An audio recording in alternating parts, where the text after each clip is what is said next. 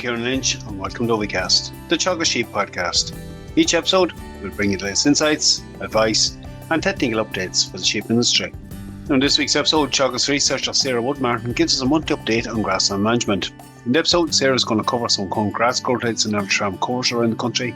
We're going to discuss the autumn closing plan and its importance, how to achieve good cleanouts and swards, why that's important, as well as tweaking that closing plan for new grass, clover or multispecies leys.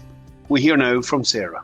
Conditions have been quite favourable for grass growth, especially, again, as we said in the last episode, in the west and northwest. That rain did come for the south of the country, bringing farmers out of the real deficit period that we did see earlier in the year. Maybe not quite enough to build very strong covers, but the situation has certainly improved.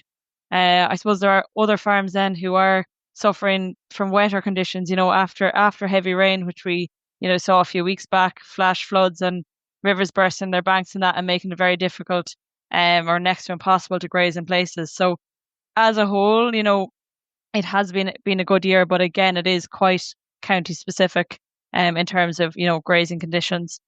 Looking at figures then, I suppose, from pasture base from the last week, at the minute, dry stock farms across the country, we're seeing average farm covers of around 820 kilos dry matter per hectare. We're currently sitting around 30 days ahead. We'd probably like to see this closer to 40 days ahead. We're in the middle of October now as we get to the end of the month. We would like to be pushing ahead there on the days ahead in terms of grass growth, or in terms of grazing, sorry. Daily grass growths are sitting around 30 to 35 kilos dry matter per hectare on dry stock farms. Again, not bad for the time of year. So as a whole, we are seeing that it's been a good year for grass growth. Grown to date, we're sitting at 12 tonnes dry matter per hectare, which is an increase of 1.3 tonnes dry matter per hectare over this time last year. But again, as I said there at the beginning, it is, county specific, and there is a wide variation between individual farms as well. Certainly, look, I think the growth rates probably are up a bit at this time of the year, which has certainly helped those trying to build them covers and keep the thing going. Sarah, I suppose in terms of management, one of the big things we have to think about here, aside from our covers and carrying it through, is our closing plan for next spring. Would you just highlight what the kind of couple of key targets are there and why that's important? Yeah, exactly. Grass growth, like you said, there is slightly ahead. It's good, but it's important to note, I suppose, this time of year, while we have strong grass growth, we need to be careful as grass disappears very quickly at the tail end of the grazing season. And it can be very easy to eat down into those covers. We're at a point where growth rates will soon drop below current demand, and we need to have a good closing plan in place. Implementing it and sticking to it is crucial, as the management decisions we make now in this autumn period are going to directly affect the quality and availability of grass that we'll have, going forward. We always need to be thinking forward. So right now, really, we're thinking of, turnout in spring, the ewes and lambs. So, it's time now. We need to start closing off paddocks. In terms of a closing plan, or, a rough gauge for a closing plan, for say an early lambing flock in March. So, we should be beginning to close paddocks now. And these first paddocks we close off, are crucial. So by late October, you should really have a target of 20% of your total area of available land closed off. 40% by mid-November, 60% by late November, and 80% by mid-December. So again, obviously, it will be farm specific. But this is a good guide, on heavy land or heavily stocked land. You might need to close off slightly earlier in that, but in general, this would be a good guide to follow. And another point just to make there, when we are, putting this plan in place, we need to think of the paddocks we're closing off. So really, we should be closing off those paddocks with, better shelter belts, and ideally close to where ewes will be lambing. So, these will be the first paddocks ewes and young lambs will be turned out to in March. Sarah, that first 20% in October, that's really key, because that's what builds that closing cover for us, essentially. It's probably the most important part of that plan. It really is. It really is important to get that first 20% closed off, and even more so important, not to be tempted to go back into that, December, November, December time. There'll be very little grass growing in December, January if we eat that stock off. Again, if we were tempted to go back into it, we're going to really struggle for March grazing. which is when ewes really, really need that influx of, good quality grass in the That's diet. that's our buffer for turnout. Look, as you highlighted, that's when the growth's going to kick in on it.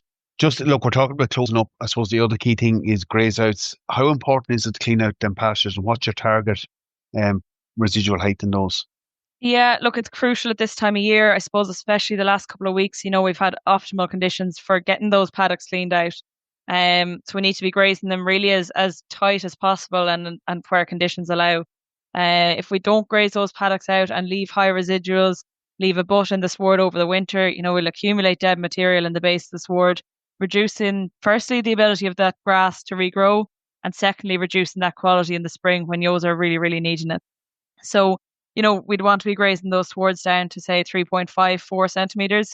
And we can use the ewes at this stage of the year, if they're in good condition, to graze those paddocks out well. But I suppose in doing that, we need to, practice good grazing management. We're not leaving sheep in paddocks of that height for long periods of time. If covers are high, maybe putting up temporary fencing and getting ewes, graze it down to 3.54 centimeters quite quickly and moving them on. So achieving good graze outs without, hampering the ewes condition at this time of year. No, I think it's an important point and good tip there on dealing with them heavier covers. Sarah, I suppose maybe one caveat to this: in newly established grass clover swards or maybe some of the multi-species swards, do we need to change our closing plan a little bit on those, or have you any tips on how we could approach that? When you put in these more diverse swards, clover, or if you go even more diverse with your chicory and plantain, probably could hold off on those paddocks and maybe not incorporate them in that first 20% we close off. Close them off a little bit later so that we don't leave too much of a residual in the sward where those young, clover especially, but those clover and herb plants might be hampered from coming up, in the spring. So they probably wouldn't be included in the first 20% close off, maybe close them off a little later into November.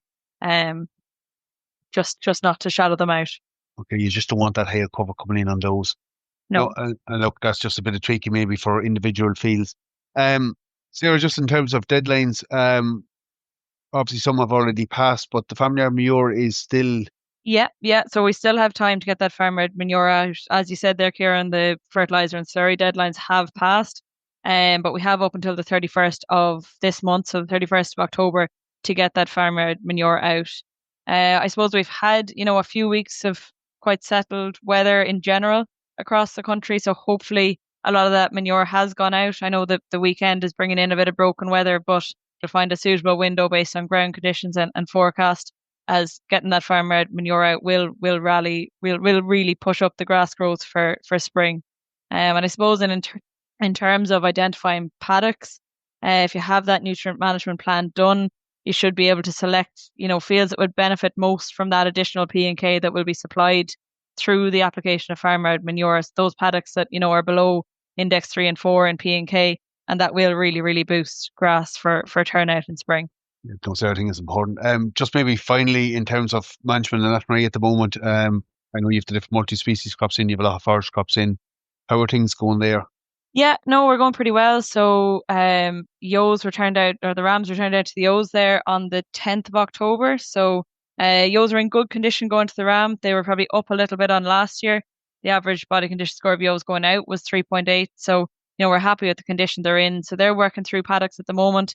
And we've started to implement our closing off plan. Like I said earlier, we've selected paddocks with good shelter and that to close off first. So we're working through the closing off plan. Sarah, look, good getting an update on what's happening at Marie as well at the tail end. And look, some very useful message early on. Good having you on, and I'm sure we'll have you back before the end of the year. That's perfect. Thanks a million, Kieran. We'll leave it there for this episode. Good getting that update from Sarah and some very timely information, particularly around the importance of closing up paddocks at this stage of the season. I have included a link in the show notes to the Grasstown newsletter where you can get weekly updates on a programme on grass growth rates, covers, and a host of other very relevant information from around the country. That's it for me. For updates on our sheep programme, keep an eye on our Twitter page at Teagasc Sheep. I'm Kieran Lynch. Thanks for joining us. Don't forget to subscribe and follow us wherever you get your episodes.